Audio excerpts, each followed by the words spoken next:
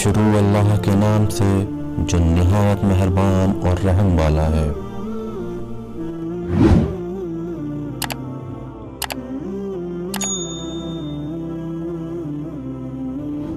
ابو طالب کی خدمت میں وفد حاضر ہوا۔ ابو طالب نے ان کا زوردار سواگت کیا۔ جب تمام لوگ بیٹھ گئے تو ابو طالب نے پوچھا، کہیے آج آپ لوگوں نے کیسے تکلیف کی؟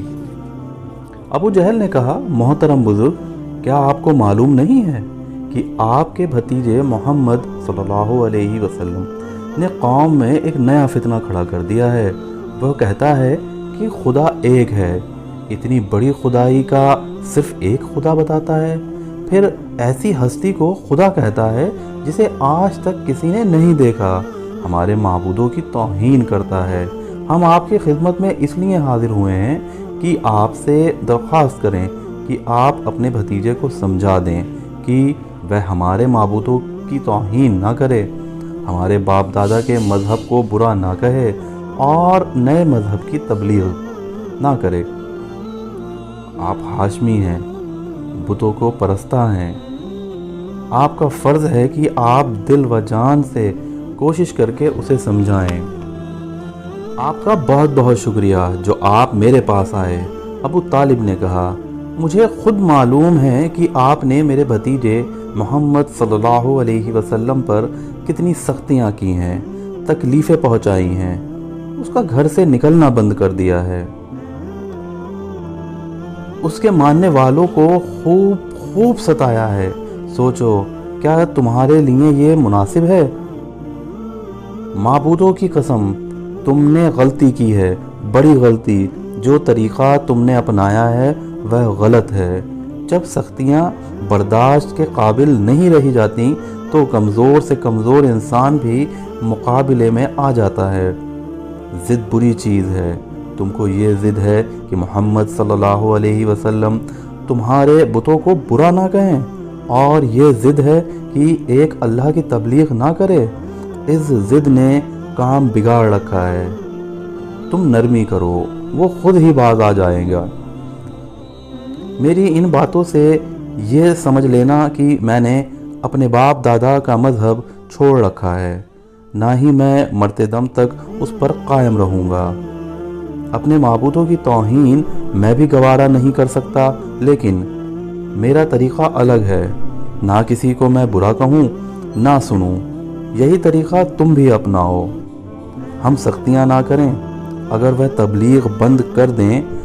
ولید نے کہا، میں آج ہی اپنے بھتیجے کو بلا کر سمجھاؤں گا، یقین ہے کہ وہ مان جائیں گے۔ تم بھی سختیاں بند کر دو، ابو طالب بولے۔ ابو بختری نے کہا، بے شک یہ مشورہ مانا جا سکتا ہے، اگر محمد صلی اللہ علیہ وسلم تبلیغ سے باز آ جائیں تو ہمیں مسلمانوں پر سختیاں نہ کرنا چاہیے۔ اس کے بعد وفد کے لوگ اٹھے اور چلے گئے۔ وفد کے لوگ آنے کو تو آ گئے، لیکن ابھی انہیں اطمینان نہ ہوا تھا۔ انہوں نے دوسرے دن پھر ابو طالب کے پاس جانا طے کیا۔ جب یہ طے ہو گیا تو ابو لہب نے کہا، کل ہم ابو طالب سے صاف طور پر کہہ دیں گے کہ اگر محمد صلی اللہ علیہ وسلم ہمارے مذہب میں داخل نہ ہوئے تو پھر ہم ان کو قتل کر ڈالیں گے۔ ابو سفیان تو چاہتا ہی یہی تھا کہ کسی طرح حضور صلی اللہ علیہ وسلم کو قتل کر دیا جائے۔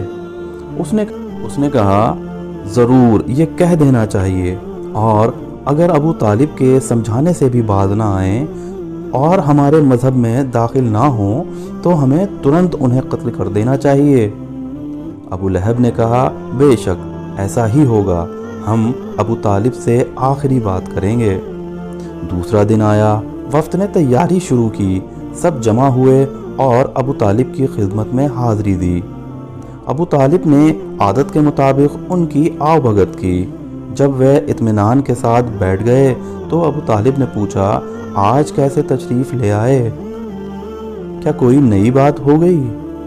ابو لہب نے کہا، نئی کوئی بات نہیں، آج ہم اس لیے حاضر ہوئے ہیں کہ آپ سے کہیں اور آپ اپنے بھتیجے کو ہمارے سامنے بلائیں۔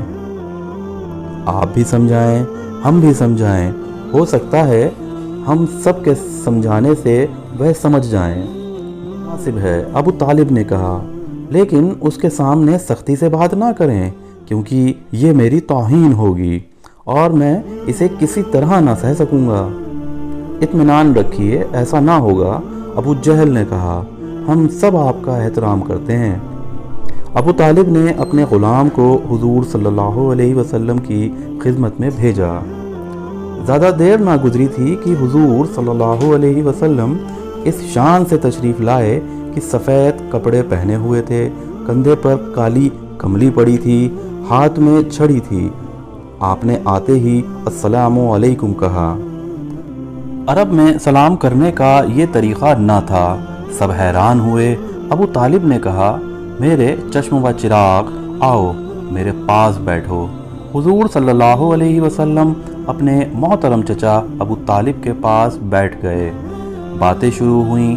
ابو لہب نے کہا، تم جانتے ہو ہم سب منصب عزت کے مالک ہیں، قریش کے بڑے لوگ ہیں، جو بات ہم طے کر دیتے ہیں سارے عرب والے بغیر کچھ کہے سنے اسے مان لیتے ہیں۔ حضور صلی اللہ علیہ وسلم نے کہا، میں جانتا ہوں آپ ایسے ہی ہیں۔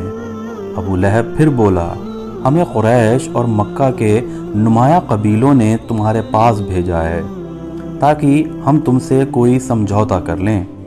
پیارے بھتیجے، جو فتنہ تم نے اپنی قوم میں پیدا کیا ہے، اس فتنے سے تمام قوم مشکلوں میں پھنس گئی ہے۔ تم سمجھدار ہو اور قوم کی مشکلوں کو خوب سمجھتے ہو۔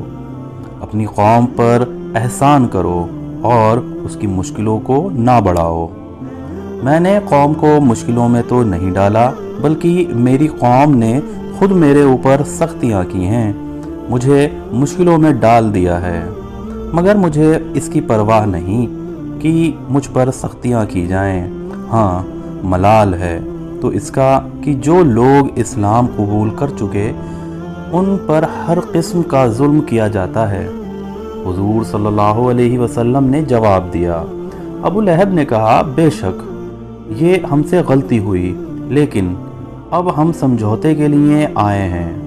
پیارے بھتیجے، اگر تم کو دولت کی ضرورت ہے تو ہم سب مل کر تمہارے لیے اتنی دولت جمع کر دیں گے کہ تم سب سے مالدار بن جاؤ گے۔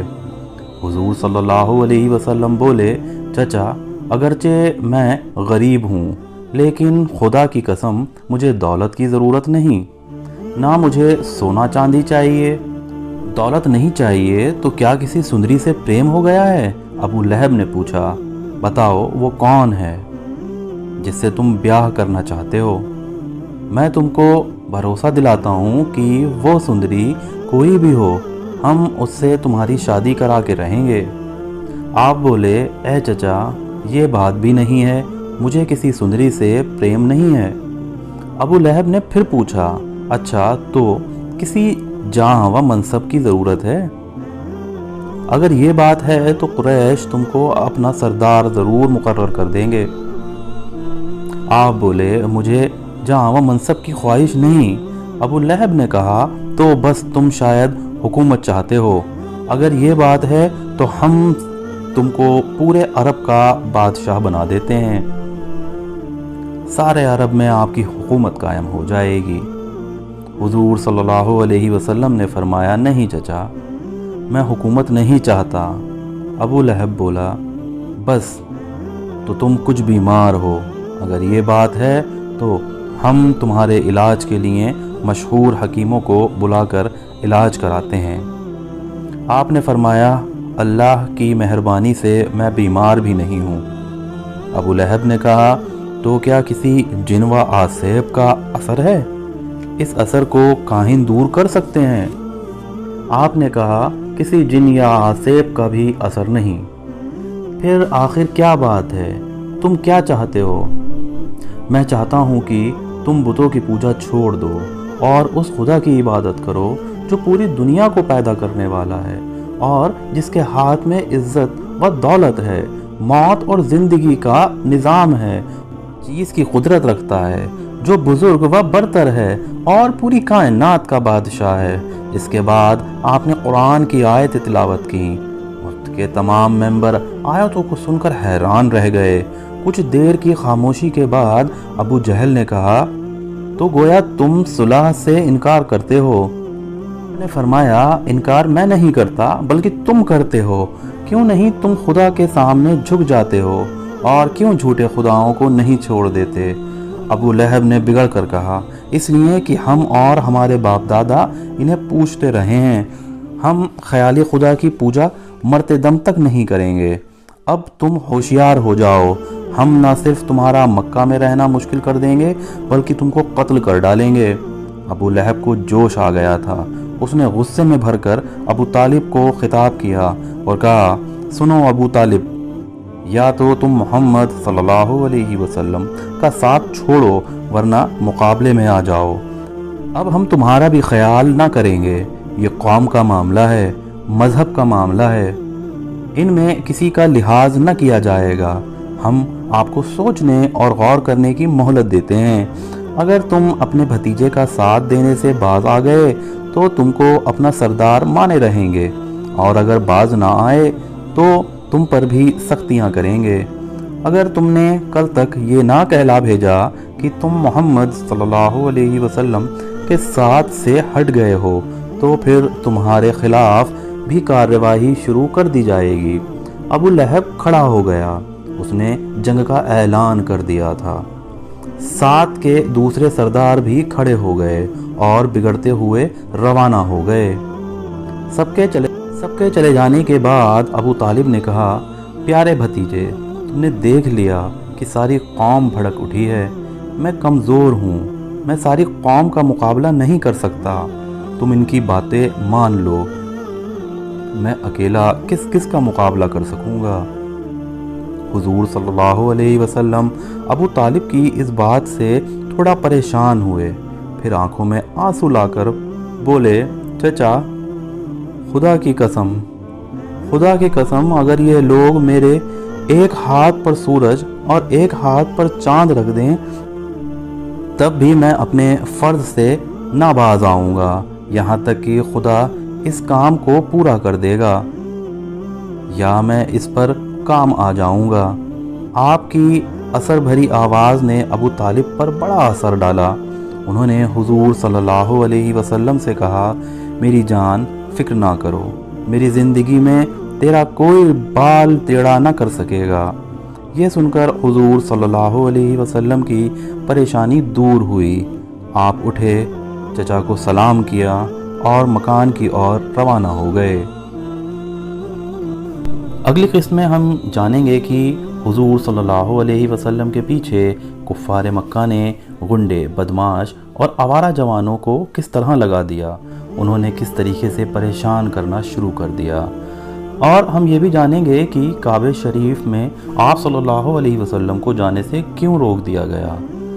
یہ سننے کے بعد حضرت عبداللہ بن مسعود جو ایک صحابی ہیں، ان کو کیوں جوش آ گیا، انہوں نے کیوں یہ عہد کر لیا کہ میں وہاں جا کر قرآن کی تلاوت کروں گا، وہی بلند آواز میں، اور اس کے بعد ان کے ساتھ کیا سلوک کیا گیا۔